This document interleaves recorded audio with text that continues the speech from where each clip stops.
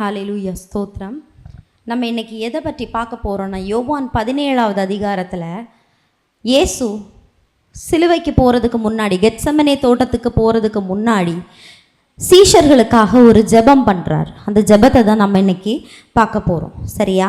யோவான் 17வது அதிகாரத்தில் 2வது வசனத்தில் இருந்து 26வது வசனம் வரை ஒருக்கா அதை நம்ம மேலேருந்து கீழே வர ஃபுல்லாக வாசிச்சிருவோம். சரியா? இயேசு சீஷர்கள் கூட இருக்கும்போது எங்கேயுமே பப்ளிக்கில் வச்சு பெருசாக ஜெபம் பண்ணி நம்ம மத்தேயு மார்க்கையோ இல்லை பெருசாக பார்க்க முடியாது. எப்போவுமே சீஷர்களை விட்டுட்டு அவர் தனியாக போய் ஜெபம் பண்ணுவார். எவ்வளோ பிஸியாக இருந்தாலும் சீஷர்களை கொஞ்சம் அனுப்பி விட்டுட்டு தனியான ஒரு இடத்துக்கு போய் ஜெபம் பண்ணுறது தான் அவருடைய வழக்கமாக இருந்தது. ஸோ அவர் எப்படி ஜெபிச்சார்? ஆனால் பிசாசுகளை பார்க்கும்போதெல்லாம் அங்கே அவர் நீண்ட ஜெபம் எதுவுமே பண்ணுறது கிடையாது. ஒரே வார்த்தை, இந்த மனுஷனை விட்டு வெளியே போ அப்படின்னு ஒரு வார்த்தை தான் சொல்லுவார், கட்டளை இடுவாரே தவிர அந்த இடத்துல ஜெபிக்க மாட்டார். ஸோ அவருடைய பர்சனலான ஜெபம் இங்கே கொடுக்கப்பட்டிருக்கு. அவர் பிதாவை பார்த்து ஜெபிக்கிற ஜெபம். எப்படி ஜெபிக்கிறாருன்னு பாருங்க. பிதாவே, வேலை வந்தது, அதாவது சிலுவை, இவருடைய ஊழியம் முடிவுக்கு வந்தாச்சு, சிலுவைக்கு போகிறதுக்கான வேலை வந்தாச்சு, அதுதான் சொல்கிறாரு. பிதாவே, வேலை வந்தது, நீர் உம்முடைய குமாரனுக்கு தந்தருளின யாவருக்கும் அவர் நித்திய ஜீவனை கொடுக்கும் பொருட்டு மாம்சமான யாவர் மேலும் நீர் அவருக்கு அதிகாரம் கொடுத்தபடியே உம்முடைய குமாரன் உன்னை மகிமைப்படுத்தும்படிக்கு நீர் உம்முடைய குமாரனை மகிமைப்படுத்தும். குமாரனுடைய ரோல் என்னன்னா, நமக்கு நித்திய ஜீவனை அருளுவது தான் குமாரனுடைய ரோல். குமாரன் இந்த உலகத்துக்கு அனுப்பப்பட்டதுக்கான நோக்கம் நமக்கு நித்திய ஜீவனை அருளுவது. ஆமென். இதுக்கு முன்னாடி இந்த பகுதியை வாசிச்சிருக்கீங்களா, இயேசுடைய ஜெபத்தை? ஓகே. ஸோ இந்த நித்திய ஜீவன் அப்படிங்கிறது, நித்திய ஜீவன்னா என்ன கேள்விப்பட்டிருப்பீங்க, பாஸ்டர் நிறைய வாட்டி போதிச்சிருக்காரு. நித்திய ஜீவன்னா என்னது? சாகாமல் நித்தியமாய் வாழுவது தான் நித்திய ஜீவன். எப்படி வாழ்றது? கொஞ்சம் கவலையோட, கண்ணீரோட, தோல்வியோட வாழ்றதா?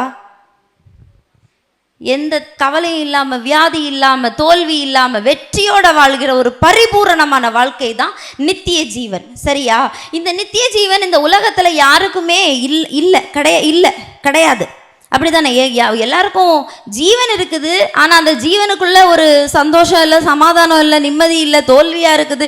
இப்படி ஒரு அரைங்குறையுமான ஒரு வாழ்க்கையோட வாழ்ந்துட்டு இருக்கோம் எல்லாருமே. இந்த உலகத்தில் நித்திய ஜீவனை கொண்டு வருவதற்கு தான் ஏசப்பா மரிச்சார். ஹல்லேலூயா, ஹல்லேலூயா. இந்த நித்திய ஜீவன்னா என்னது? 3வது வசனத்தில் கொடுக்கப்பட்டிருக்கு. நித்திய ஜீவனுடைய டெஃபினிஷன், ஒன்றான மெய் தேவனாகிய உம்மையும் நீர் அனுப்பினவராகிய இயேசு கிறிஸ்துவை அறிவதே நித்திய ஜீவன். இயேசு கிறிஸ்துவை அறிஞ்சாலே அதுக்குள்ள நித்திய ஜீவன் இருக்குதுன்னு சொல்லப்பட்டிருக்கு. இயேசு கிறிஸ்துவை அறிவதுன்னா என்னது? அறிவது. ஹல்லேலூயா. தேவனே அப்போ அறியணும், அவரை தெரிஞ்சுக்கணும். நிறைய பேர் தேவனை தேடி வருவது எப்படி வருவாங்கன்னா, சர்ச்சுக்கு போனால் இந்த ஆசீர்வாதம் கிடைச்சிரும் அப்படின்னு, கடைக்கு போகிறது மாதிரி, இங்கே போனால் இதை வாங்கிடலாம், இந்த காஸ்ட்லியான பொருளை வாங்கணும்னா அந்த ஊருக்கு போனால் இதை வாங்கிடலாம் அப்படிங்கிறது மாதிரி, சர்ச்சுக்கு போனால் இதை வாங்கிடலாம் அப்படி ஒரு கண்ணோட்டத்தில் வருவாங்க. பொதுவாக அப்படி வரக்கூடாது. கிறிஸ்தவம்ங்கிறது அப்படி கிடையாது. தேவனோடு கூட உள்ள ஒரு உறவு தான் கிறிஸ்தவம். சும்மா அந்த இடத்துக்கு, அந்த சர்ச்சுக்கு போனால் எனக்கு தேவையான பொருளை நான் வாங்கிடலாம், எனக்கு தேவையான சுகத்தை வாங்கிடலாம், எனக்கு தேவையான வேலையை நான் வாங்கிடலாம், இல்லை எனக்கு தேவையான ஆசீர்வாதத்தை நான் வாங்கிடலாம், அந்த ஒரு கண்ணோட்டத்தில் ஒரு கொடுக்கல் வாங்கல் மாதிரி நம்ம ஆண்டவரை தேடக்கூடாது. ஆண்டவரை எப்படி தேடணும்னா, ஒரு உறவின் அடிப்படையில் தேடணும். ஆண்டவருக்கும் நமக்கும் ஒரு உறவு ஆண்டவர் எதிர்பார்க்கிறாரு. ஹல்லேலூயா, ஆமென், ஹல்லேலூயா. ஸோ கிறிஸ்துவை அறிந்து கொள்ளுங்க. கிறிஸ்துவை அறிந்துன்னா சும்மா மேலோட்டமாக அறியறதில்ல. உண்மையிலே அவர் யார், அவருடைய இருதயத்தின் ஆழத்தில் என்ன இருக்குது, அவர் என்ன நம்மக்கிட்ட எதிர்பார்க்குறாரு, அவர் நம்மக்கிட்ட என்ன பேச விரும்புகிறாரு, நம்ம அவர்கிட்ட என்ன பேசணும், அந்த விதத்தில் அவர் ஆழமாக அறிந்து கொள்வது தான் நித்திய ஜீவன். ஆமென். ஸோ தேவனுக்காக டைம் ஸ்பெண்ட் பண்ணுறது தப்பே கிடையாது. தேவனுக்காக டைம் ஸ்பெண்ட் பண்ணுங்க, அவரிடத்துல பேசுங்க. கொஞ்ச நேரம், எவ்வளவு வேலை இருந்தாலும் ஒரு 1/2 மணி நேரம் ஒதுக்கி வச்சு, இல்லை 1 மணி நேரம் ஒதுக்கி வச்சு, அப்பா உங்கள் இருதயத்தில் என்ன இருக்குது, ஏன் இருதயத்தில் இது இருக்குது அப்படின்னு சொல்லி வெளிப்படுத்துங்க. ஆண்டவருடைய இருதயத்தை தேடுங்க. சரி, அவரை அறிந்து கொள்ள தேடுங்க. ஓகேவா? ஹல்லேலூயா. தேவனை எப்படி அறிவதுன்னா, கர்த்தருடைய வார்த்தையை தேடுறது மூலமாக தான் கர்த்தரை அறிய முடியும். கர்த்தருடைய வார்த்தையை தரிசிச்சீங்கன்னா தேவனை முகமுகமா தரிசிக்கிறீங்கன்னு அர்த்தம். கர்த்தருடைய வார்த்தையை தேடுறீங்கன்னா கர்த்தரையே தேடுறீங்கன்னு அர்த்தம். கர்த்தருடைய வார்த்தைக்கு அவ்வளவு மரியாதையை கர்த்தர் கொடுத்துருக்கிறாரு. அதனாலதான் சபையில இவ்வளவு டைம் ஸ்பெண்ட் பண்ணி வார்த்தையை பேசுறோம். நான் முதலா நான் ஒரு ஹிந்து பேக்ரவுண்ட்ல வளர்ந்தேன். எனக்கு கிறிஸ்டியானிட்டி பத்தி எதுவுமே தெரியாது, பிளைண்ட், எதுவுமே தெரியாது. நான் முதலா ஒரு சர்ச்சை போய் பார்க்கும்போது நான் அதை பார்த்துட்டு எனக்கு ரொம்ப வித்தியாசமா இருந்தது. என்ன இது கிளாஸ் ரூம் மாதிரி இருக்கு, பெஞ்சும் டெஸ்க்கும் போட்டு, ஃப்ரண்ட்ல சாமியையே காணோம் அப்படின்னு நினைச்சேன் நான். அந்த அளவுக்கு இருந்துச்சு. அப்ப என்னது, எதை நம்ம சபையில தேடுறோம்? கர்த்தருடைய வார்த்தை. கர்த்தருடைய வார்த்தையை நம்ம எப்படி தேடணும்? ஆவியோடும் உண்மையோடும் தேடணும். வார்த்தையை கேட்கும் போது ஆவியிலே கேளுங்க, அப்பதான் அந்த வார்த்தை உங்களுக்குள்ள போய் வேரூன்றும். எத்தனை பேர் ஜெபிச்சுட்டு வந்தீங்க காலையில சபைக்கு வர்றதுக்கு முன்னாடி? சபைக்கே ஜெபிக்க தான் போறோம், அதை ஜெபிச்சுட்டு வேற சபைக்கு வரணுமா? அப்படி யோசிக்க கூடாது. காலையில உமன்ஸ் பிரேயர்லாம் அதனால சண்டே மெனக்கெட்டு நடத்துறோம்.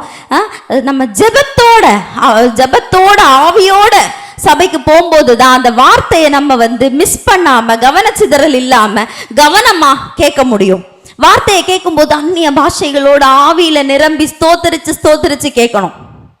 எப்படி கேட்கணும்? அந்நிய பாஷைகளோட ஆவியில நிரம்பி ஸ்தோத்திரத்தோட கேளுங்க. அப்பதான் அந்த வார்த்தை உங்களுக்குள்ள இறங்கும், அப்பதான் அந்த வார்த்தை உங்களுக்குள்ள வேரூன்றும். ஆமென். 2 பேதுரு 1ஆம் அதிகாரம் 2வது வசனம் முதல் 8வது வசனம் வரை. நம்முடைய மகிமையினாலும் காருண்யத்தினாலும் நம்மை அழைத்தவரை அறிகிற அறிவினாலே ஜீவனுக்கும் தேவபக்திக்கு வேண்டிய யாவற்றையும் அவருடைய திவ்ய வல்லமையானது நமக்கு தந்தருளினதுமன்றி இச்சையினால் உலகத்தில் உண்டாய கேட்டுக்கு தப்பி திவ்ய சுபாவத்துக்கு பங்குள்ளவர்களாகும் பொருட்டு மகாமேன்மையும் அருமையுமான வாக்குத்தத்தங்கள் அவைகளினாலே நமக்கு அளிக்கப்பட்டிருக்கிறது. இப்படி இருக்க நீங்கள் அதிக ஜாக்கிரதை உள்ளவர்களாய் உங்கள் விசுவாசத்தோட தைரியத்தையும், தைரியத்தோட ஞானத்தையும், ஞானத்தோட இச்சையடக்கத்தையும், இச்சையடக்கத்தோட பொறுமையும், பொறுமையோட தேவபக்தியையும், தேவபக்தியோட சகோதர சிநேகத்தையும், சகோதர சிநேகத்தோட அன்பையும் கூட்டி வழங்குங்கள். போதும் பிரதர். ஹல்லேலூயா, ஸ்தோத்திரம். இதுல என்ன கொடுக்கப்பட்டிருக்குன்னா, கர்த்தரை அறிகிற அறிவை நம்ம தெரிஞ்சுக்கணும். சரியா? கர்த்தரை 2வது வசனம் சொல்லுது, தேவனையும் நம்முடைய கர்த்தராகிய இயேசுவையும் அறிகிற அறிவினால் உங்களுக்கு கிருபையும் சமாதானமும் பெருக கடவது. சரியா? நம்ம முதல் வசனத்துல பார்த்தோம், கர்த்தரை அறியணும் இல்லையா? கர்த்தரை எப்படி அறிந்து கொள்வது அப்படின்னு பாத்தீங்கன்னா, இந்த வசனங்கள்ல இருக்கு. நீங்க தெளிவா வாசிங்கன்னா கர்த்தரை எப்படி அறிந்து கொள்வதுன்னு நீங்க புரிஞ்சு கொள்வீங்க. ஹல்லேலூயா, ஹல்லேலூயா. அவருடைய ஹல்லேலூயா, ஸ்தோத்திரம். சோ 4வது வசனம் சொல்லுது, இச்சையினால் உலகத்தில் உண்டான கேட்டுக்கு தப்பி திவ்ய சுபாவத்துக்கு பங்குள்ளவர்களாக பொருட்டு மகா மேன்மையும் அருமையுமான வாக்கு தத்தங்களை நமக்கு வாக்கு தத்தங்களும் அவைகளினாலே நமக்கு அளிக்கப்பட்டிருக்கிறது. எது அளிக்கப்பட்டிருக்கிறது? வாக்கு தத்தங்கள். அப்ப அந்த வாக்கு தத்தங்களை அறிகிறது மூலமா கர்த்தரை அறியலாம். வாக்கு தத்தங்களை அறிகிறது மூலமா கர்த்தரை அறியலாம். ஹல்லேலூயா. இந்த வாக்கு தத்தங்களை அறிஞ்ச அதனால என்ன நடக்கும்னா, நீங்க அதிக ஜாக்கிரதை உள்ளவர்களாய் விசுவாசத்தை பெற்றுக்கொள்வீங்க. வாக்குத்தத்தங்கள் மூலமா என்ன வரும்? விசுவாசம் வரும். விசுவாசம் மட்டும் இல்ல, விசுவாசத்து கூட என்ன எக்ஸ்ட்ரா கிடைக்கும்? தைரியம் உண்டாகும்.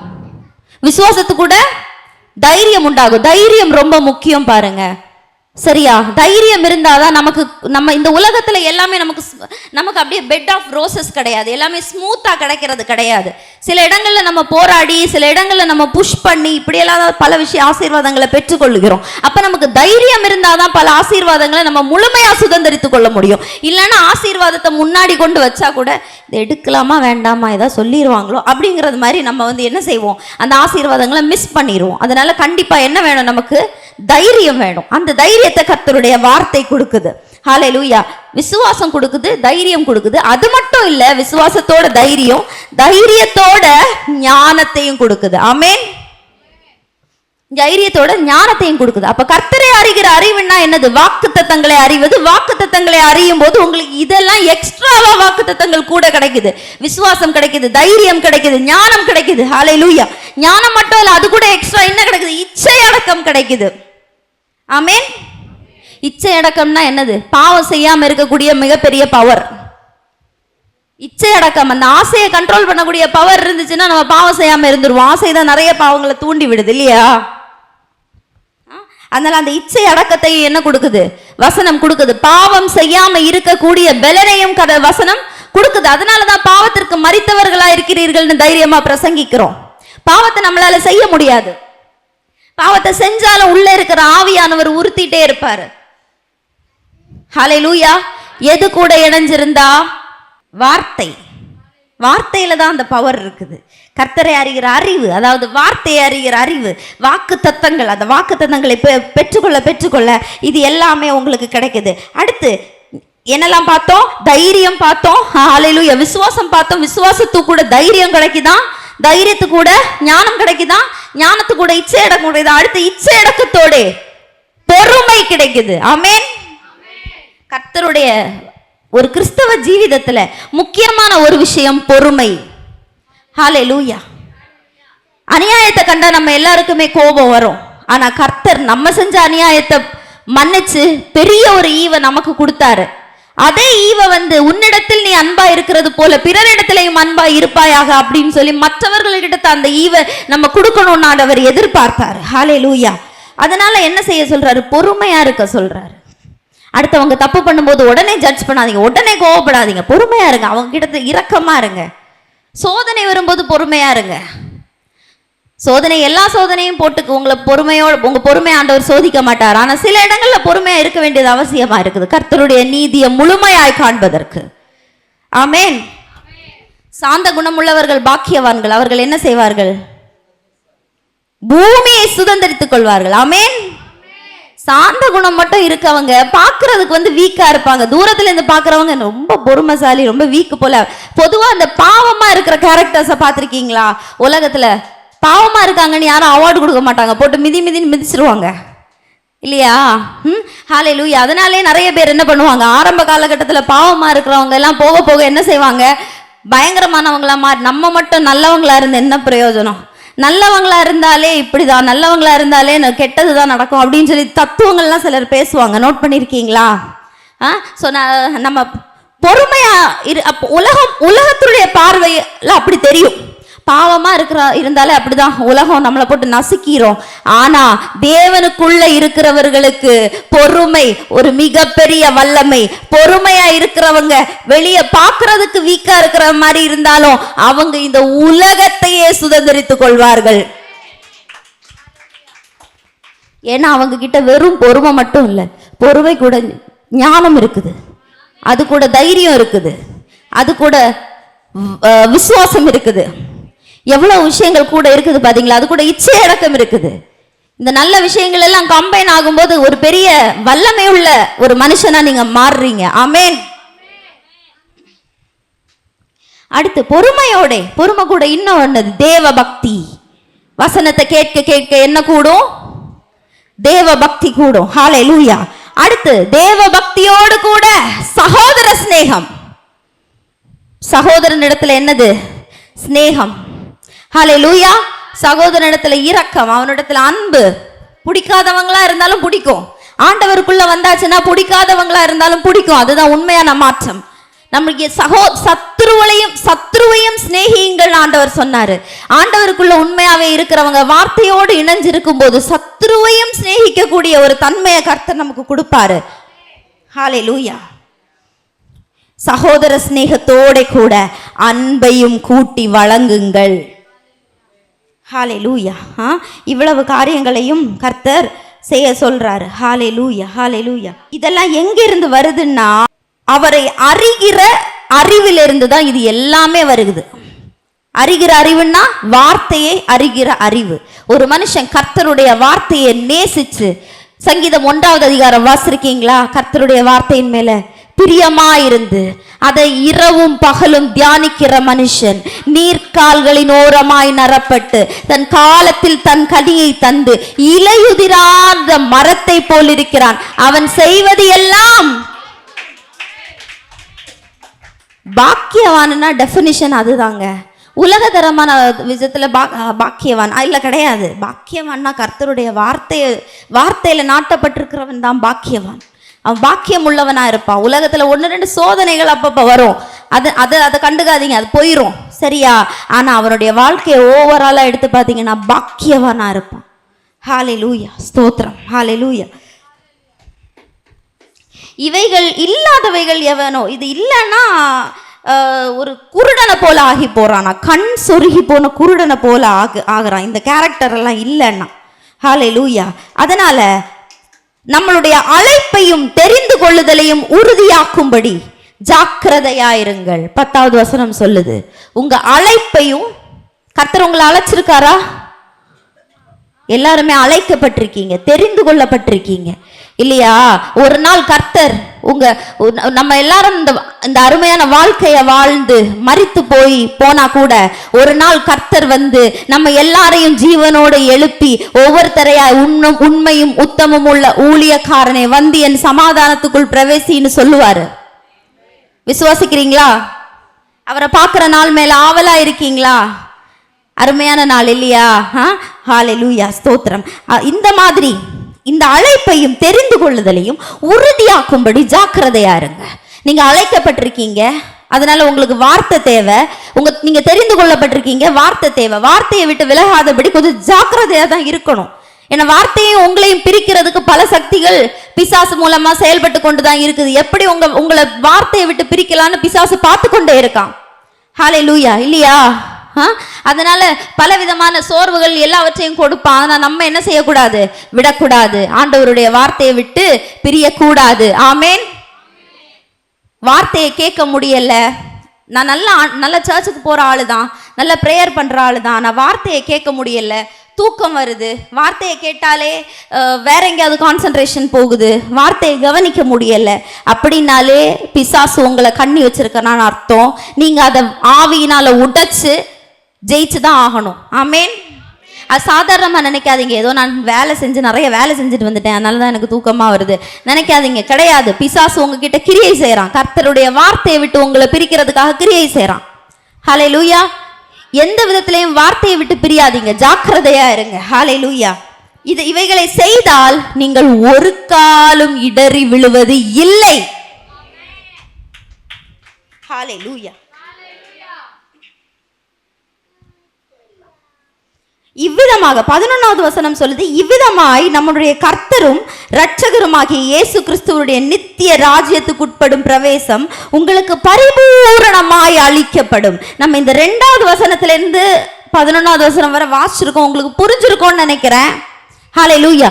இந்த விதமா தான் கர்த்தரை அறிகிற அறிவுல கர்த்தருடைய வார்த்தையை பெற்றுக்கொண்டு அவர் கொடுக்கிற இந்த வார்த்தை கூட வரக்கூடிய இந்த போனஸ் ஆசீர்வாதங்களை எல்லாம் பெற்றுக்கொண்டு வாழ்றது மூலமா என்னது உங்களுக்கு கிடைக்குது? ஹல்லேலூயா. நித்திய ராஜ்யத்துக்கு உட்படும் பிரவேசம், அதாவது பரலோகத்துக்கான டிக்கெட். ஆமேன்.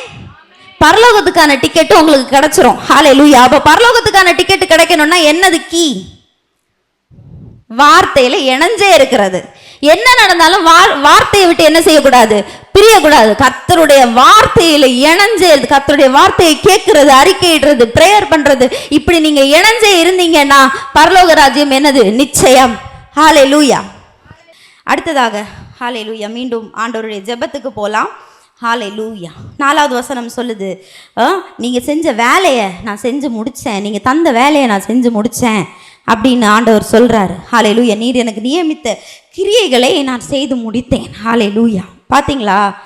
ஜெபத்தில் எதெல்லாம் சொல்றாரு? நீங்க தந்த வேலையை நான் செஞ்சுட்டேன் ஆண்டவரே. புரியுதா? நீங்க ஆண்டவர் ஜெபத்தில் எப்பேற்பட்ட உறவை நீங்க தேவன் கூட வச்சிருக்கணும் அப்படின்னு புரியுதா உங்களுக்கு? சும்மா ஆண்டவரே எனக்கு கால் வலி சுகமாகணும், கை வலி சுகமாகணும், லிஸ்ட் போட்டு ஒரு பொருளை வாங்குற அவர் அப்ரோச்சில் போகவே கூடாது. தேவனிடத்துல எல்லாத்தையும் ஃப்ரீயா பேசி டிஸ்கஸ் பண்ற அந்த நீங்களும் தேவனும் பார்ட்னர்ஸ், அந்த கண்ணோட்டத்தில் தான் ஜெபத்துக்கு போகவே செய்யணும். ஹல்லேலூயா. ஆமேன். ஹல்லேலூயா. 5வது வசனம் சொல்லுது, ஹல்லேலூயா, நீர் என்னை உம்மிடத்திலே மகிமைப்படுத்தும் அப்படின்னு சொல்லுது. கிறிஸ்து இயேசு இந்த உலகத்துக்கு வரும்போது மகிமையோட வந்தாரா இல்ல மகிமையை இழந்து வந்தாரா? மகிமையை இழந்து தான் வந்தார். அதாவது மகிமையை இழந்துன்னு சொன்னா அவர் பரலோகத்துல அவர் எப்படிப்பட்டவர்னா நித்தியமா உலக தோற்றத்துக்கு முன்னாடியே பிதா கூட இருந்தவர். அங்க வந்து அவர் மகிமையா இருந்தாரு. ஹல்லேலூயா, மகிமையா இருந்தார். சரியா? அப்ப இந்த உலகத்துல சாதாரணமா ஒரு மனுஷனா வந்து பிறகு மனுஷனுக்கும் கடவுளுக்கும் எவ்வளவு வித்தியாசம் இல்லையா? அவர் மகிபர், நம்ம வந்து சாதாரண மனுஷங்க. அப்ப ஒரு சாதாரண மனுஷனா வந்து பாவத்துல விழுந்த, பாவத்தின் ஆற்றல்கள் கெடுத்து போட்ட ஒரு மனு உருவத்துல வந்து என்ன செய்யறாரு? பிறக்கிறாரு. ஹல்லேலூயா. இந்த வேலையை நான் முடிச்சுட்டேன், இப்ப நீங்க என்ன மறுபடியும் பழையது மாதிரி மகிமைப்படுத்துங்க அப்படின்னு கேட்கிறாரு. இந்த ஜெபத்தை நம்ம பண்ண முடியுமா? அவருடைய மகிமை எங்க இருக்கு, நம்ம மகிமை எங்க இருக்கு இல்லையா? கர்த்தருடைய மகிமைனா என்னது? அவர் வேற லெவல். ஒருவரும் சேரக்கூடா ஒளியில் வாசம் செய்கிற தேவன் அப்படின்னு சொல்லுது. அதாவது அவரை சுத்தி ஒளி இருக்குமா, அந்த ஒளியில போனா நம்ம என்ன பொசுங்கி போவோம், அவ்வளவுதான். அப்படிப்பட்ட தேவன். அந்த மகிமையை எனக்கு தாங்கன்னு நம்ம கேட்க முடியாது இல்லையா? அந்த ஏசப்பா கேட்கிறாரு, எனக்கு என்னுடைய மகிமையை, எனக்கு நான் வேலையை முடிச்சுட்டேன், பழைய மகிமை உங்க கூட மகிமையா இருக்கும்போது எப்படி இருந்தா அதே மகிமை எனக்கு கொடுங்க அப்படின்னு கேட்கிறாரு. ஹல்லேலூயா, ஹல்லேலூயா, ஹல்லேலூயா. நீர் கொடுத்த வார்த்தைகளை அவர்களுக்கு கொடுத்தேன்னு சொல்றாரு. ஊழியம் செஞ்சேன், நீர் எனக்கு வார்த்தைகளை தந்தீரு. கர்த்தர் கொடுத்த வார்த்தைகளை நான் என் சீஷர்களுக்கு கொடுத்தேன் அப்படின்னு சொல்றாரு. செஞ்ச வேலையெல்லாம் லிஸ்ட் பண்றாரு தேவன் கிட்ட. ஹல்லேலூயா, ஹல்லேலூயா. நீ தந்த மனுஷங்களுக்கு நான் ஊழியம் செஞ்சேன், நீ கொடுத்த வார்த்தைகளை நான் அவங்களுக்கு கொடுத்தேன் அப்படின்னு சொல்லுது. யோவான் 17:9 சொல்லுது, நான் அவர்களுக்காக வேண்டிக் கொள்ளுகிறேன், உலகத்துக்காக வேண்டிக் கொள்ளாமல் நீர் எனக்கு தந்தவர்களுக்காக வேண்டிக் கொள்ளுகிறேன், அவர்கள் உம்முடையவர்களாய் இருக்கிறார்களே. ஆமேன். யார் உங்களுக்காக வேண்டிட்டு இருக்கா? இயேசு இல்லையா? உங்களுக்காக வேண்டுகிற ரோல் யாரோட ரோல்? இயேசுடைய ரோல். இல்ல வேற யாருக்குமே அந்த அதிகாரம் கொடுக்கப்படல. பிரதான ஆசாரியன் இயேசு மட்டும்தான். இயேசு மட்டும்தான் பிதாவுடைய சமூகத்துல நேரடியா போய் அந்த ஒருவரும் வாசம் செய்யக்கூடாத ஒளியில வாசம் செய்யறாரே அந்த தேவனுடைய ஒளிக்குள்ள போய் நமக்காக பரிந்து பேசுகிறவர் யாரு? இயேசு மட்டும்தான். நமக்காக இங்க பரிந்து பேசுறாரு, வேலையை செய்யறாரு, எவிடன்ஸ் இருக்குது.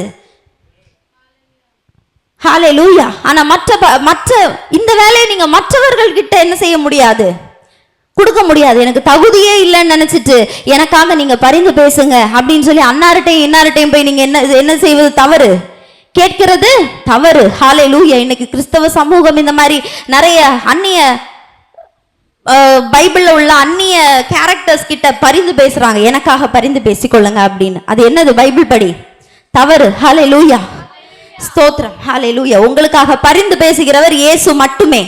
இயேசுதான் உங்களுக்காக மன்றாடுகிறார், இயேசுதான் உங்களுக்காக பெருமூச்சுகளோட ஜெபிக்கிறாரு.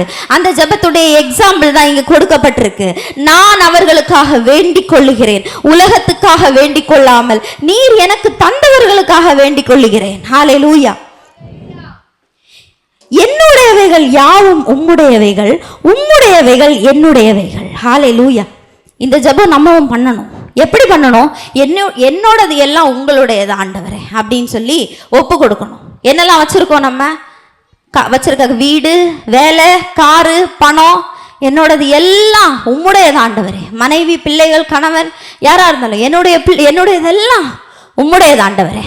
இந்த ஜெபத்தை பண்ணும்போது ஒரு டிஸ்அட்வான்டேஜும் கூட வருது. நம்ம கிட்ட வெறும் காரு, பணம் இது மட்டுமா இருக்குது? பாவம் இருக்குது, கீழ்ப்படியாம இருக்குது, அழுக்கு இருக்குது, வியாதிகள் இருக்குது. இப்படி சொல்லும்போது உண்மையாவே ஆண்டவர்கிட்ட சொல்லுங்க, ஆண்டவரே என்னுடையது எல்லாம் உம்முடையது, என்னுடைய பாவங்கள் எல்லாம் உம்முடையது ஆண்டவரே.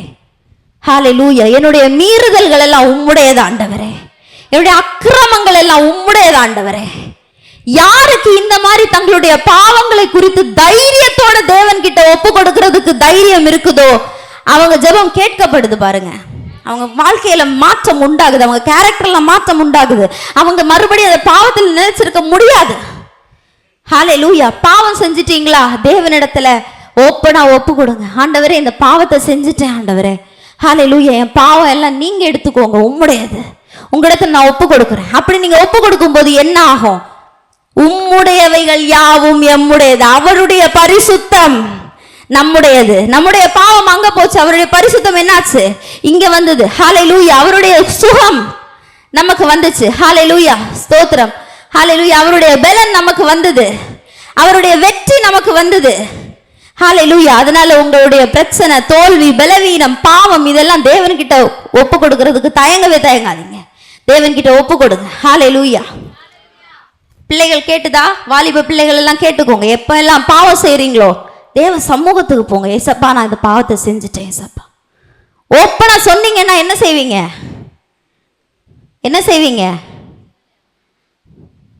தப்பிச்சிருவீங்க. அந்த பாவத்திலிருந்து மன்னிக்கப்படுவீங்க. அந்த பாவத்திலிருந்து விடுதலை ஆவீங்க. ஆமென். இல்ல பாவம் செஞ்சுட்டேன், நீ எப்படி போய் பிரேயர் பண்றது? இதெல்லாம் போய் ஆண்டவர்கிட்ட சொல்ல முடியுமா? அப்படி கேட்டா என்ன ஆகும்? அப்படி நினைச்சா அவன் வாழ்வடைய மாட்டான். பாவத்தை மறைக்கிறவன் வாழ்வடைய மாட்டான். தேவனிடத்துல அறிக்கையிடுங்க. ஆண்டவரே, இப்படி ஒரு பெரிய பாவத்தை நான் செஞ்சுட்டேன் ஆண்டவரே, பெரிய தப்பை நான் செஞ்சுட்டேன், இந்த பழக்கத்திலேருந்து என்னால் வெளியே வர முடியலை, எனக்கு உதவுங்க ஏசப்பா. இந்த பாவத்திலேருந்து என்னால் வெளியே வர முடியலை, எனக்கு உதவுங்க ஏசப்பான்னு உங்கள் இருதயத்தை அவர் முன்னாடி திறந்தீங்கன்னா அவருடைய பரிசுத்தமும் நீதியும் உங்களுக்குள்ளாக வரும். உங்களுடைய பாவம் அவரிடத்துல போகும்.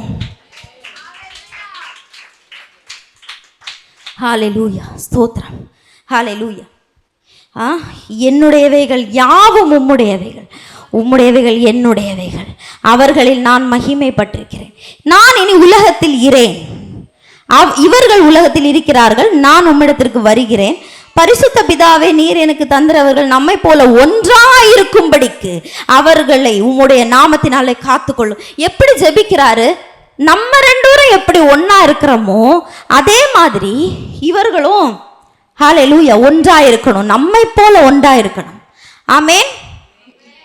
கிறிஸ்துவும் தேவனும் ஒன்று இல்லையா? இந்த வசனங்கள் எல்லாம் தெரிஞ்சுக்கோங்க. உங்களுக்கு டவுட் இருந்தா இதெல்லாம் தான் வசனங்கள். நம்மை போல ஒன்றா கிறிஸ்துவும் தேவனும் ஒன்று. ஹல்லேலூயா. கிறிஸ்து தேவன் கூட நித்தியமாய் மகிமையில கிறிஸ்து வாசம் செய்துட்டு இருந்தாரு இல்லையா? ஹல்லேலூயா, ஹல்லேலூயா. அவங்க ரெண்டு பேரும் ஒன்னா இருந்தாங்க. இன்னைக்கு நம்ம எப்படி இருக்கோம்? நம்ம யாரு? மனுபுத்திரத்தை நினைக்கிறதற்கு அவன் எம்மாத்திரம். எப்பேர் மனுஷன் எம்மாத்திரம். இந்த மனுஷனும் பாவத்துல விழுந்த மனுஷனும் நீங்களும் நம்ம இப்ப எப்படி ஒன்னா இருக்கோம் அதே மாதிரி ஒன்னாகணும். ஆண்டவரே, எவ்வளவு சூப்பரான ஜெபம் பாத்தீங்களா? உலக மனுஷன்னா இப்படி ஒரு ஜெபத்தை பண்ண முடியுமா? யூஸ்வலா நீங்க புது இடத்துக்கு போனீங்கன்னா தெரியும், அங்க ஒரு கேங்கா இருப்பாங்க. அந்த கேங்குள்ள நம்மளை ஏத்தவே மாட்டாங்க.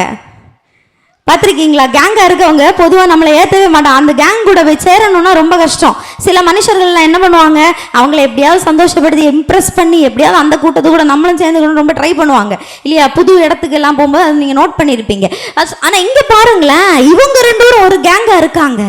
அற்பமான மனுஷன், தகுதியே இல்லாத மனுஷனை போய் நம்மள அந்த கேங்குல சேர்க்கிறாங்க. ஹல்லேலூயா. எவ்வளவு பெரிய தேவன் பாருங்க. ஹல்லேலூயா. அதுக்காக இவர் ஜெபிக்கிறார். ஹல்லேலூயா. இது பரிந்து பேசும் ஜெபம், சரியா? ஹல்லேலூயா. நான் அவர்களுடைய கூட உலகத்தில் இருக்கையில் அவர்களை உம்முடைய நாமத்தினாலே காத்து கொண்டேன். நீர் எனக்கு தந்தவர்களை காத்து கொண்டு வந்தேன். வேத வாக்கியம் நிறைவேறத்தக்கதாக கேட்டின் மகன் கெட்டு போனானே அல்ல. அவர்களில் ஒருவரும் கெட்டு போகவில்லை. ஏன் கூட இருந்தவங்க ஒருத்தன் கூட கெட்டு போகல. ஹல்லேலூயா. இன்னைக்கு இயேசு கூட இணைஞ்சிருக்கிற நம்ம எப்படி கெட்டு போவோமா? இல்ல நித்திய ஜீவனை அடைவோமா? ஹல்லேலூயா. கர்த்தர் கூட இணைஞ்சிருந்தா கெட்டு போக மாட்டோங்கிறதுக்கு அது 100% கேரண்டி. இணைஞ்சிருக்கிறது மட்டும் தான் வேலை. இணைஞ்சிருந்தீங்கன்னா கெட்டு போக மாட்டவே மாட்டீங்க.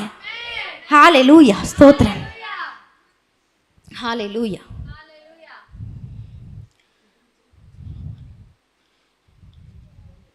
ஸோ தேவன் எப்படிப்பட்டவர் அப்படின்னு பார்க்கலாம். தேவனுடைய தன்மை என்னது? ஹல்லேலூயா, ஹல்லேலூயா, ஸ்தோத்திரம். தேவன் வெளிச்சமாக இருக்கிறார். அவரிடத்துல எவ்வளவேனும் இருள் இல்லை. நீ 1 யோவான் 1:5 சொல்லுது. ஹல்லேலூயா. அவர் புத்தி உள்ளவராக இருக்கிறார், சோர்ந்து போர்வதில்லை, இளைப்படைவதில்லை. ஏசாயா 40:28 சொல்லுது. சங்கீதம் 24:1 சொல்லுது, பூமியும் அதன் நிறைவும் கர்த்தருடையதுன்னு சொல்லுது. கர்த்தருடைய தன்மைன்னு பார்த்தீங்கன்னா அவர் உலகத்தை படைத்தவர். இதுக்கெல்லாம் வசனங்கள் இருக்குது, வாசிக்க டைம் இல்லை, நான் ஷார்ட்டா சொல்றேன். ஹல்லேலூயா. அவர் சர்வ ஞானி, அனைத்தையும் அறிந்தவர்.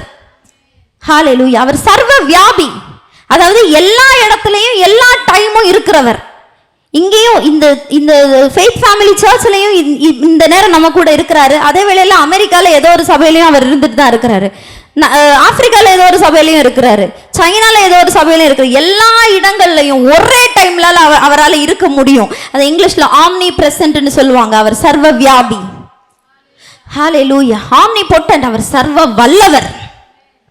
எல்லாத்தையும் அவரால் செய்ய முடியும். Unlimited power. ஹalleluya. சர்வ வல்லவர் அவர். ஹalleluya. காலப்போக்கில் மாறாதவர். மனுஷன் காலப்போக்கில் மாறுவான். சின்ன குழந்தையா இருக்கும்போது ஒரு மாதிரி இருப்போம், அடுத்து டீனேஜில் ஒரு மாதிரி இருப்போம், அடுத்து ஒரு 20-25 வயசுல எல்லாம் ஒரு வித்தியாசமாக ஆகும், அடுத்து 30 வயசு ஆகும்போது நம்மளோட மெச்சூரிட்டி வேற லெவலில் ஆகும். நம்ம காலங்கள் மாறும்போது மனிதனுடைய குணம் மாறும். ஆனால் தேவனுடைய குணம் காலங்கள் மாறும்போது மாறாது. ஹalleluya. அவர் அன்புள்ளவர், நித்திய தேவன், மன்னிக்கிறவர், உண்மையுள்ளவர், பலன் உள்ளவர், நீதி உள்ளவர், பொறுமை உள்ளவர், இரக்கம் உள்ளவர், நல்லவர், பரிசுத்தர். இப்படிப்பட்ட தேவன் கூடயாக்கும் அவரை போல நம்மளை போல இவங்களும் ஆகணும்னு கேட்குறாரு. ஹalleluya. ஸ்தோத்திரம். ஹalleluya. எவ்வளவு அன்பு பாருங்க. ஹalleluya. யோவான் 15ஆம் அதிகாரம் 15வது வசனம் படிக்கலாம். ஆமேன். எவ்வளவு அருமையான வார்த்தை பாருங்களேன். இவ்வளோ பெரிய தேவன் நம்மளை என்ன சொல்றாரு? ஸ்நேகிதர். ஸ்நேகிதர். நான் இனிமே உங்களை ஊழியக்காரர்னு சொல்ல மாட்டேன். அப்ப வசனத்தை திருத்தணும்னு சொல்றேன். ஒரு நாள் நம்மளை தேவனை போய் மீட் பண்ணுவது என்ன சொல்ல போறாரு? உண்மையும் உத்தமும் உள்ள ஊழியக்காரனே வந்து என் மகிமைக்குள் பிரவேசின்னு சொல்றதுக்கு பதிலா இந்த வசனத்தின் அடிப்படையில் பார்த்தா ஒருவேளை இப்படி சொல்லுவாரு போல, உண்மையும் உத்தமும் உள்ள என்னுடைய சிநேகிதனே வந்து என் சமாதானத்துக்குள் பிரவேசி. ஹalleluya. பாருங்களேன், நமக்கு அதுக்கு என்ன தகுதி கொஞ்சம் யோசிச்சு பார்த்தா, நம்ம தகுதியை கொஞ்சம் யோசிச்சு பார்த்தா நமக்கே சகிக்காது. பாருங்களேன் எவ்வளவு அன்பு கர்த்தருக்கு. ஸ்தோத்திரம். ஹalleluya. ஹalleluya. ஹalleluya. ஸ்தோத்திரம். ஹalleluya. ஏனெனில் என் பிதாவினிடத்தில் நான் கேள்விப்பட்ட எல்லாவற்றையும் உங்களுக்கு அறிவித்தேன், நான் எதையுமே உங்ககிட்ட மறைக்கலன்னு சொல்றாரு. ஹalleluya. யார் மறைக்க மாட்டாங்க? பொதுவா 2 பேரும் ரொம்ப க்ளோஸா பெஸ்ட் ஃப்ரெண்டா இருந்தாங்கன்னா ஒருத்தருக்கு தெரிஞ்ச விஷயத்தை இன்னொருத்தர் மறைக்க மாட்டாங்க இல்லையா? ரொம்ப க்ளோஸா அப்படியே ஏதாவது ஒன்று மறைச்சா கூட நம்ம உரிமையா கேட்போம். ஏன் இதை என்கிட்ட சொல்லலை? நேற்றுக்கு பச்சை ட்ரெஸ் வாங்கினியா, ஏன் என்கிட்ட சொல்லலை? அப்படி உரிமையா கேட்டுருவோம் இல்லையா? இது வந்து நண்பர், ரொம்ப க்ளோஸ் ஃப்ரெண்டா இருந்தா இது நடக்கும். அப்ப பாருங்களேன், தேவன் நான் பிதா கிட்ட இருந்து பெற்றுக்கொண்ட எதையுமே உங்களுக்கு நான் மறைக்க மாட்டேன், நீங்க எனக்கு சிநேகிதர். ஹalleluya. 13வது வசனம், யோவான் 17 13வது வசனம் சொல்லுது. ஹalleluya. இப்பொழுது நான் உம்மிடத்திற்கு வருகிறேன், அவர்கள் என் சந்தோஷத்தை நிறைவாய் அடையும்படி உலகத்தில் இருக்கையில் இவைகளை சொல்லுகிறேன். ஸோ மெயின் கோல் என்னது? ஏசப்பாவோட மெயின் எய்ம் அவருடைய சந்தோஷத்தை நம்ம நிறைவாய் அடையணும். ஆமென். ஹalleluya. அவருடைய சந்தோஷத்தை நம்ம நிறைவாய் அடையணும். இது தேவனுடைய ஒரு கோலா இருக்குது. அப்படி என்னதான் இருக்கு தேவனுடைய சந்தோஷத்துல? ஹalleluya. ஏன்னா பிசாசு உங்ககிட்ட இருந்த அல்டிமேட்டா திருட நினைக்கிறது உங்களுடைய சந்தோஷம். ஹalleluya. எதுக்காக எல்லாவற்றையும் திருடுறான்? எதுக்காக உங்களுடைய வருமானங்களை திருடுறான், சுகத்தை திருடுறான், உங்களுடைய வெற்றியை திருடுறான்? மெயினா அவனுக்கு என்னதான் வேணும்? உங்க சந்தோஷம் வேணும். நீங்க சந்தோஷமா இருந்தா அவனுக்கு பிடிக்காது. உங்க கண்ணீர் அவன் பார்க்கணும்னு ஆசைப்படுறான். நீங்க கண்ணீர் விட்டீங்கன்னா அவனுக்கு சந்தோஷம், அவனுக்கு வெற்றி. அதுதான் பிசாசுக்கு தேவை. ஹalleluya. சின்ன பிள்ளைங்களை பார்த்துருக்கீங்களா? சின்ன பிள்ளையில இருக்கிற சந்தோஷம் போக போக வளர வளர நமக்கு காணாமல் போயிடுது. நிறைய பேர் புலம்புறதை பார்த்துருக்கேன். நான் வந்து சின்ன பிள்ளையாவே இருந்திருக்க மாட்டேனா அப்படின்னு ஆசையா இருக்கு அப்படின்னு சொல்லுவாங்க. ஹalleluya. இல்லையா? சின்ன பிள்ளையில இருந்த சந்தோஷம் போக போக கடமைகள் அது இதுன்னு வருவது காணாமல் போகுது. பிசாசுக்கும் அதுதான் வேணும், நம்ம சந்தோஷம் கரைஞ்சு போகிறத அவன் விரும்புகிறான். யோவான் 15:11 வாசிக்கலாம்.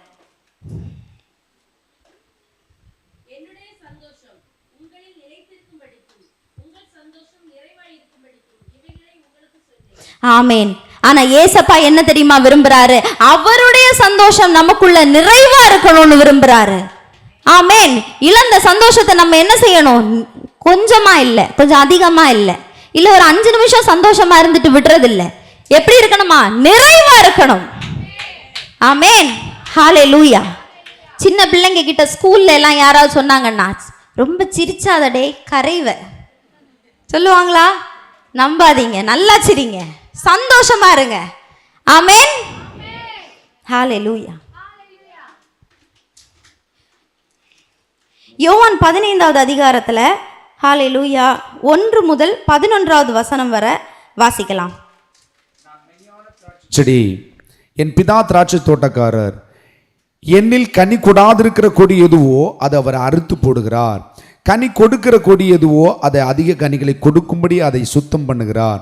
நான் உங்களுக்கு சொன்ன உபதேசத்தினால் நீங்கள் இப்பொழுதே சுத்தமாக இருக்கிறீர்கள்.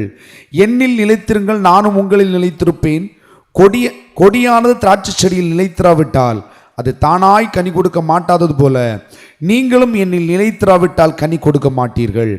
நானே திராட்சை செடி, நீங்கள் கொடிகள். ஒருவன் என்னிலும் நான் அவனிலும் நிலைத்திருந்தால் அவன் மிகுந்த கனிகளை கொடுப்பான். என்னை அல்லாமல் உங்களால் ஒன்றும் செய்யக்கூடாது. ஒருவன் என்னில் நிலைத்திராவிட்டால் வெளியே எரியுண்ட கொடியைப் போல அவன் எரியுண்டு உலர்ந்து போவான். அப்படிப்பட்டவர்களை சேர்த்து அக்னியிலே போடுகிறார்கள், அவைகள் எரிந்து போகும். நீங்கள் என்னிலும் என் வார்த்தை உங்களிலும் நிலைத்திருந்தால் நீங்கள் கேட்டுக்கொள்வது எதுவோ அது உங்களுக்கு செய்யப்படும். நீங்கள் மிகுந்த கனிகளை கொடுப்பதனால் என் பிதா மகிமைப்படுவார், எனக்கும் சீஷராய் இருப்பீர்கள். பிதா என்னில் அன்பாய் இருக்கிறது போல நானும் உங்களில் அன்பாய் இருக்கிறேன். என்னுடைய அன்பிலே நிலைத்திருங்கள். நான் என் பிதாவின் கற்பனைகளை கைக்கொண்டு அவருடைய அன்பிலே நிலைத்திருக்கிறது போல நீங்களும் என் கற்பனைகளை கைக்கொண்டிருக்கிறதால் என்னுடைய அன்பிலே நிலைத்திருப்பீர்கள். என்னுடைய சந்தோஷம் உங்களில் நிலைத்திருக்கும்படி உங்கள் சந்தோஷம் நிறைவாயிருக்கும்படி இவைகளை உங்களுக்கு சொன்னேன். ஆமென். ஹalleluya. என்ன பாத்தீங்களா? 11வது வசனம் சொல்லுது, நான் வாசிச்சு காட்டினேன். என்னுடைய சந்தோஷம் உங்களில் நிலைத்திருக்கும்படி உங்களுடைய சந்தோஷம் நிறைவாயிருக்கும்படி மேலே இருக்கிற இவைகளை உங்களுக்கு சொன்னேன். எதை சொன்னாரு? எவைகளை சொன்னாரு? 1 முதல் 10வது வசனம் வரை சொன்னேன். ஹalleluya. அப்ப சந்தோஷம் உங்களுக்குள்ள நிலைச்சிருக்கணும்னா என்ன டிப்ஸ்ங்கிறதே ஆண்டவர் கரெக்டா கொடுக்குறாரு பாருங்க. அதுக்கு என்ன பண்ணணும்? நான் திராட்சை கொடி, என் கூட இணைஞ்சிருங்க. ஹalleluya. என் கூட இணைஞ்சிருந்தீங்கன்னா என்ன ஆகும்? உங்களுக்குள்ள கனி கொடாம இருக்கும் பாத்தீங்களா? கேரக்டர்ஸ் உங்களுக்குள்ள கனி கொடாம இருக்கும் பாத்தீங்களா? ஏதாவது சம்பவங்கள், இது எல்லாமே அறுத்து போடப்படும். ஹalleluya. எதுக்காக அறுத்து போடப்படும்? அதிக கனிகளை கொடுக்கும்படி சுத்தம் பண்ணுகிறார். ஹalleluya. ஹalleluya. எதுக்காக? கனிகள்னா என்னது? கனினா என்னது? ஹalleluya. கனினா சுகம். உங்க வெற்றிக்கு என்னென்ன காரியங்கள் உங்க வாழ்க்கையில் நடக்குதோ அது எல்லாமே கனிகள். நீங்க ஒரு வேலையை செய்றீங்க, அந்த வேலையில பாராட்டு வாங்குறீங்க, உங்க மேலதிகாரி உங்களை பாராட்டுறாரு இல்லையா? அது ஒரு கனி. நீங்க சுகமா இருக்கீங்க, அது ஒரு கனி. நீங்க பாக்குற வேலையில ரொம்ப டேலண்டடா இருக்கீங்க, அது ஒரு கனி. வீட்டு வேலை செஞ்சா குழம்பு வச்சா கூட ரொம்ப டேஸ்டா வருது, அது ஒரு கனி. ஹalleluya. உங்க வெற்றிக்கு அல்டிமேட்டா இந்த உலகத்துல என்னெல்லாம் உங்களுக்கு கிடைக்குதோ அதெல்லாம் ஒவ்வொரு கனிகள். இப்ப இந்த கனிகள் கிடைக்காம இருக்கிறதுக்கு தடையா இருக்கிறது என்னது? ஹalleluya. ஒரு கொஸ்டினை பிள்ளைகள் பாஷையில சொல்லுவோம், ஒரு கொஸ்டினை படிக்கிறதுக்கு தடையா இருக்கிறது என்னது? அந்த கொஸ்டினை சரியா புரிஞ்சுக்காத தன்மை, புரியல இல்லையா? இல்லைனா சோம்பேறித்தனம். இந்த மாதிரி என்னென்ன கேரக்டர்ஸ் உங்களுக்கு கனி கொடுக்காம இருக்குதோ, சோம்பேறித்தனமா இருக்கலாம், இல்லைன்னா ஒரு ஹalleluya ஞான குறைவா இருக்கலாம். எதுவா இருந்தாலும் அது என்ன செய்யப்படும்? வெட்டி எறியப்படும். அப்ப நீங்க என்ன செய்வீங்க? அதிக கனிகளை கொடுப்பீங்க. ஹalleluya. அதிக கனிகள் வந்தாலே நமக்கு என்னதான்? சந்தோஷம். வேலையில ப்ரமோஷன், சந்தோஷம். நம்முடைய மேனேஜர் அப்ரிஷியேட் பண்ணாரு, சந்தோஷம். பணம் அதிகமா வருது, சந்தோஷம். பிசினஸ்ல வருமானம் அதிகமா வருது, சந்தோஷம் இல்லையா? உங்களை சந்தோஷத்தை அதிகமாக்கும்படி நீங்கள் கிறிஸ்துவோடு கூட இணைந்திருங்க, என் கூட இணைஞ்சிருங்க அப்படின்னு சொல்றாரு. ஹalleluya. இந்த என்ன சொல்றாரு? நான் சொன்ன உபதேசத்தை இப்ப கேட்டீங்கல்ல, 3வது வசனத்தை சொல்றாரு. இப்ப 2 வசனம் நான் சொன்னேன், இந்த உபதேசத்தை நீங்க கேட்டீங்கல்ல, இப்பவே சுத்தமா இருக்கிறீர்கள். அப்ப என்னது சுத்தமாகிறதுக்கு? என்னதான் கீ? கர்த்தருடைய வசனத்தை கேட்க கேட்க. நம்ம தான் முதல்ல படிச்சோமே, ஹalleluya. கர்த்தருடைய வசனத்தை கேட்க கேட்க என்னெல்லாம் வருது? விசுவாசம் வருது, பரிசுத்தம் வருது, இச்சையடக்கம் வருது. இந்த மாதிரி கிஃப்ட் எல்லாம் உங்களுக்கு கிடைச்சிட்டே இருக்கும். முடிவுல என்ன நடந்துட்டே இருக்கும்? உங்களுடைய கனிகள் அதிகமாயிட்டே இருக்கும். ஹalleluya. என்னில் நிலைத்திருங்கள், நானும் உங்களில் நிலைத்திருப்பேன். கொடியானது திராட்சை செடியில் நிலைத்திராவிட்டால் அது தானாய் கனி கொடுக்க மாட்டாது போல நீங்களும் என்னில் நிலைத்திராவிட்டால் கனி கொடுக்க மாட்டீர்கள். அப்ப கனி வேணும்னா நிலைச்சிருங்க. ஹalleluya. என்னில் நிலைச்சிருங்கன்னா என் வார்த்தையில நிலைச்சிருங்கன்னு அர்த்தம். ஹalleluya. ஹalleluya. நீங்கள் என்னிலும் என் வார்த்தைகள் உங்களிலும் நிலைத்திருந்தால் நீங்கள் கேட்டுக்கொள்வது எதுவோ அது உங்களுக்கு செய்யப்படும். ஜெபத்துக்கு எப்படி பதில் கிடைக்கும் அப்படிங்கிறதுக்கான டிப்ஸ் இங்க கொடுத்திருக்காரு. நீங்க என்னல நிலைச்சிருக்கணும்? என் வார்த்தைகள் உங்களுக்குள்ள நிலைச்சிருக்கணும். முதல்ல சொன்னேன், கீ என்னது? கிறிஸ்தவ வாழ்க்கையில நம்ம சபைக்கு வர்றதுக்கு முக்கியமான பொருள் என்னது? கிறிஸ்தவ வாழ்க்கையின் மையம் என்னது? வார்த்தை. ஹல்லேலூயா. நான் என் பிதாவின் 10வது வசனம், நான் என் பிதாவின் கற்பனைகளை கைக்கொண்டு அவருடைய அன்பிலே நிலைத்திருக்கிறது போல நீங்களும் என் கற்பனைகளை கைக்கொண்டிருந்தால் அவருடைய அன்பிலே நிலைத்திருப்பீர்கள். இதெல்லாம் நான் எதுக்காக உங்களுக்கு சொல்றேன்? கனி என் கூட நினைச்சிருங்க. இதெல்லாம் எதுக்காக சொல்றேன்? உங்கள் சந்தோஷம் உங்களில் நிலைத்திருக்கும்படிக்கு, உங்கள் சந்தோஷம் நிறைவாயிருக்கும்படிக்கும் இவைகளை உங்களுக்கு சொன்னேன். ஹல்லேலூயா, ஹல்லேலூயா. அப்ப சந்தோஷமா நம்ம படிச்சிருக்கோம். இன்னைக்கு காலையில எல்லாம் வசனம் வாசிச்சோம், கிறிஸ்துவுக்குள் சந்தோஷமாயிருங்கள்னு படிச்சோம் இல்லையா? அப்ப இந்த சந்தோஷம் நிறைவா இருக்கிறதுக்கான பேக்ரவுண்ட் என்னது? ஆண்டவரோடு கூட இணைஞ்சிருக்கிறது. ஹல்லேலூயா, ஸ்தோத்திரம். நிலைத்திருப்பீர்களாக அப்படின்னு இருந்தாலே என்ன, நீங்கள் என்னில் நிலைத்திருங்கள் அப்படின்னாலே, நிலைத்திருங்கள்னு சொன்னாலே அங்க ஏதோ சிக்கல் வருது. அதனாலதான் போயிடாதீங்க நிலைச்சிருங்கன்னு சொல்றாரு. அப்ப நம்மளை போக பண்றதுக்கு ஏகப்பட்ட தடைகள் கண்டிப்பா பிசாசு அனுப்பிட்டு தான் இருப்பான். அப்ப அந்த தடைகளுக்கு நம்ம என்ன செஞ்சிடக்கூடாது? பிரச்சனை வந்த உடனே அவரை விட்டு பிரிஞ்சிடக்கூடாது. என்ன பிரச்சனை வந்தாலும் நிலைச்சு நிக்கணும். நிற்கும் போது அந்த கொஞ்ச நேரத்துக்கு ஒரு கஷ்டம் வந்தது மாதிரி இருக்கும். ஆனா கண்டிப்பா ஆண்டவர் எதை ப்ராமிஸ் பண்றாரு? உங்களுக்கு சந்தோஷம் இருக்கும்னு ப்ராமிஸ் பண்றாரு. ஹல்லேலூயா. அதனால பிரச்சனையை பார்த்து உடஞ்சிடாதீங்க. ஒரு பிரச்சனை வந்த உடனே, போராட்டம் வந்த உடனே எனக்கெல்லாம் இது வருதுன்னு உடஞ்சிடாதீங்க. ஹல்லேலூயா. பிரச்சனையை பார்த்து என்ன யோசிக்கணும்? டியூஸ்டே சொல்லி கொடுத்தேன். பிரச்சனையை பார்த்து என்ன யோசிக்கணும்?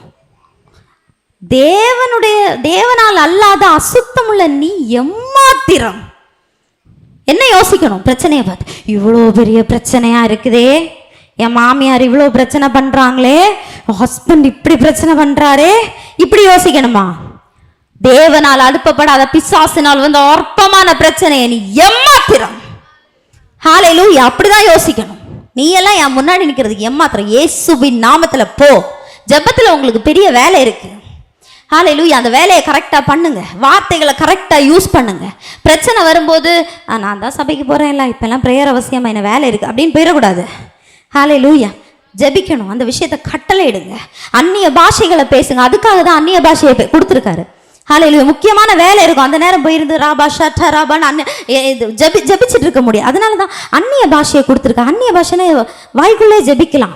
வார்த்தைகளை நீங்கள் ரொம்ப தேடணும்னு அவசியம் கிடையாது. வாய்க்குள்ளே வச்சே ஜெபிச்சுட்டு இருக்கலாம். ரேபா ஷட்டா ரீபா. வேலை செய்யும் போதே, ஆஃபீஸில் இருக்கும்போதே வாய்க்குள்ளே வச்சு ஒரு அந்நிய பாஷையிலே நிரம்பி, ஆவியிலே நிரம்பி இருக்க முடியும். ஹல்லேலூயா. ஆமென். யோவான் 17:27 சொல்லுது, என் சமாதானத்தையே உங்களுக்கு வைத்து போகிறேன்னு சொல்றேன். என்னோட சமாதானத்தையே உங்களுக்கு நான் வச்சுட்டு போறேன். ஹல்லேலூயா. அவ்வளோ பெரிய சமாதானத்தை கர்த்தர் கொடுத்துருக்காரு. அதை நீங்க என்ன செய்யணும்? சுதந்திரித்து கொள்ளணும். ஹல்லேலூயா. யோவான் 17:14 மறுபடியும் அவருடைய ஜெபத்திற்கு போகலாம். 14வது வசனம் சொல்லுது, உம்முடைய வார்த்தைகளை நான் அவர்களுக்கு கொடுத்தேன்னு சொல்லுது. அதை அவன் தந்திருக்காரு, நமக்கே தெரியும். 15வது வசனம் சொல்லுது, ஹல்லேலூயா, தீமையிலிருந்து அவங்களை காத்து கொள்ளுங்கன்னு நமக்காக ப்ரேயர் பண்றாரு ஏசப்பா. ஹல்லேலூயா. நல்லா கவனிச்சிங்களா? அப்ப நமக்காக யார் உண்மையிலே ப்ரே பண்றாங்க? ஏசப்பா தான் நமக்காக பரிந்து பேசுறாங்க. வேற யாரும் நமக்காக பரிந்து பேசல பைபிள்ல. ஹல்லேலூயா. அடுத்ததாக 17வது வசனம் சொல்லுது, சத்தியத்தினாலே இவர்களை பரிசுத்தமாக்கும்னு சொல்லுது. கர்த்தர் சொல்றாரு. எப்படி நம்ம அப்ப எப்படி பரிசுத்தமாவோம்? பரிசுத்தமா வாழணுங்கிறது எல்லாருக்கும் தெரியும். பரிசுத்தமா வாழ்றது எப்படி? எதனால நம்ம பரிசுத்தமாகுவோம்? சத்தியத்தினாலே. சத்தியம்னா வார்த்தை. வார்த்தைங்கிறது கர்த்தருடைய வார்த்தை, சரிதான். சத்தியத்துக்கும் வார்த்தைக்கும் என்ன வித்தியாசம்? சத்தியம்னா அந்த வார்த்தையை நல்லா புரிஞ்சுக்கிறது. புரிஞ்சுக்காம வெறும் கர்த்தருடைய வார்த்தையை அப்படியே வாசிச்சுட்டு போக முடியும். உண்மைதானே?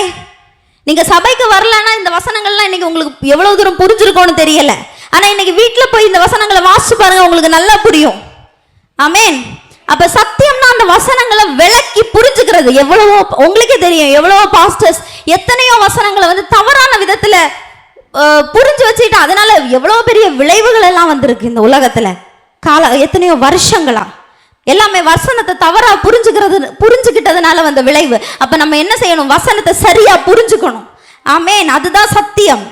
இந்த சத்தியத்தை வசனத்தை விளக்கி புரிஞ்சுக்க ஆரம்பிச்சிட்டீங்கன்னா பரிசுத்தமாயிட்டே இருப்பீங்க. ஹல்லேலூயா. அடுத்து 17வது அதிகாரத்தில் 20வது வசனம், நான் இவர்களுக்காக வேண்டிக் கொள்ளுகிறதும் அல்லாமல் இவர்களுடைய வார்த்தையினால் என்னை விசுவாசிக்கிறவர்களுக்காகவும் வேண்டிக் கொள்ளுகிறேன். அதாவது இவர்கள் யாரை சொல்றாருன்னா இயேசுடைய சீஷர்களை சொல்றாரு. இப்போ சீஷர்களுடைய வார்த்தையை எல்லாம் கேட்டுதான் அதுக்கப்புறம் பலர் ரட்சிக்கப்பட்டாங்க இல்லையா? அதுக்கப்புறம் பல நிருபங்கள். யோவான கூட எழுதுனது ஏசப்பா எழுதல, அந்த சீஷர் தான் எழுதுனாங்க. அப்ப அந்த சீஷர்களுக்கு அதிகாரம் கொடுக்கிறாரு. இந்த சீஷர்களுடைய வார்த்தையை கேட்கிறவங்க கூட என்ன செய்யணும்? ஹல்லேலூயா, ஹல்லேலூயா. அத சீஷர்களுடைய வார்த்தையை விசுவாசிக்கிறவர்களுக்காக கூட, அதாவது நம்ம எல்லாருக்காகவும் கூட ஏசப்பா என்ன செய்யறாரு? வேண்டிக்கிறாரு. ஹல்லேலூயா. அதனால கேட்கலாம், ஒருவேளை யாருக்காவது டவுட் வரலாம், ஏசப்பாவை தானே ஃபாலோ பண்ணணும், எதுக்கு யோவான், அப்போஸ்தலர், ரோமர் இதெல்லாம் ஃபாலோ பண்ணணும், இது எதுக்கு பவுலை ஃபாலோ பண்ணணும் கேட்கலாம் இல்லையா? கேட்கறதுக்கு இதுதான் வசனம். கர்த்தரே அதிகாரம் கொடுத்துருக்காரு. ஹல்லேலூயா, ஆமென். ஸோ நிருபங்களும் சத்தியம் ஆவியானவரால் அப்ரூவ் பண்ணப்பட்டு தான் நமக்கு அனுப்பப்பட்டிருக்கு. இந்த நிருபங்கள் கலாத்தியர், எபேசியர், கொலோசியர் எல்லாமே ஆவியானவர் அப்ரூவ் பண்ணி தான் அனுப்பியிருக்காரு. ஹல்லேலூயா, ஸ்தோத்திரம். 21வது வசனம் சொல்லுது, அவர்கள் எல்லோரும் ஒன்றாயிருக்கவும் பிதாவே நீர் என்னை அனுப்பினதை உலகம் விசுவாசிக்கிறதுக்காக நீர் என்னிலேயும் நான் உம்மிலேயும் இருக்கிறது போல அவர்கள் எல்லோரும் நம்மில் ஒன்றாயிருக்கவும் வேண்டிக் கொள்கிறேன். பாருங்களேன், ஹல்லேலூயா. மறுபடியும் அதே மாதிரி ஜெபிக்கிறாரு. நீர் எனக்குள்ள இருக்கீங்க. ஏசப்பா சொல்றாரு பிதா கிட்ட, பிதாவே நீர் எனக்குள்ள இருக்கீங்க, நான் உங்களுக்குள்ள இருக்கிறேன். ஹல்லேலூயா. அவங்க எல்லாரும் நம்மளுக்குள்ள ஒன்றாயிரணும். ஆமென். ஹல்லேலூயா. எவ்வளவு இரக்கத்தோட நம்ம சேர்த்து கொள்றாரு பாத்தீங்களா? அவங்க ரெண்டு பேரும் ஒன்றா இருக்காங்க, அந்த கூட்டத்துல யாரை சேர்த்துக்கிறாரு? நம்மளையும் சேர்த்துக்கிறாரு. ஹல்லேலூயா, ஆமென். அடுத்ததாக நான் 2வது வசனம் படிக்கும்போது சொன்னேன் உங்களுக்கு. ஹல்லேலூயா. அவருடைய மகிமைய 5வது வசனம், பிதாவே உலகம் உண்டாகிறதற்கு முன்னே உம்மிடத்தில் எனக்கு உண்டாயிருந்த மகிமையிலே இப்பொழுது நீர் என்னை உம்மிடத்திலே மகிமைப்படுத்தும். இயேசு தன்னை என்ன மகிமைப்படுத்துங்க அப்படின்னு கேட்கிறாரு. நான் சொன்னேன் அவருடைய மகிமை வேற, நம்ம மகிமை வேற, அவரை மாதிரி நம்ம இருக்க முடியுமான்னு சொன்னேன் இல்லையா? ஆனா என்ன வசனத்துல என்ன சொல்றாரு பாருங்க. ஹல்லேலூயா, ஸ்தோத்திரம். 22வது வசனத்துல, நீர் எனக்கு தந்த மகிமையை நான் அவர்களுக்கு கொடுத்தேன். ஆமென். பெற்றுக்கொள்ள தகுதியே இல்லாத அந்த மகிமை இன்னைக்கு நமக்கு கொடுக்கப்பட்டிருக்கு. ஹல்லேலூயா. யார் கொடுத்த மகிமை? பிதாவாகிய தேவன் கொடுத்த மகிமை. யார் நமக்கு தந்தது? ஏசப்பா நமக்கு தந்திருக்காரு. இன்னைக்கு நம்ம மகிமையா இருக்க முடியுமா? முடியும். அந்த மகிமையை கர்த்தர் நமக்கு ஒரு நாள் தருவாரு. ஹல்லேலூயா. இன்னைக்கே நம்ம மகிமைக்குள் பிரவேசிச்சிருக்கோம். அந்த மகிமையை நம்ம ஒரு நாள் நேர்ல காண்போம். ஹல்லேலூயா, ஆமென். 23வது வசனம் சொல்லுது, தேவன் நம்ம மேல அன்பா இருக்கிறார் அப்படின்னு சொல்லுது. 24வது வசனத்துல, அவர் இருக்கிற இடத்துல நாமும் இருக்கணும்னு பிரேயர் பண்றாரு. பிதாவே உலக தோற்றத்துக்கு முன் நீர் என்னில் அன்பா இருந்தபடியால் நீர் எனக்கு தந்த என்னுடைய மகிமையை நீர் எனக்கு தந்தவர்கள் காணும்படியாக நான் எங்கே இருக்கிறேனோ அங்கே அவர்களும் என்னுடன் கூட இருக்க விரும்புகிறேன்.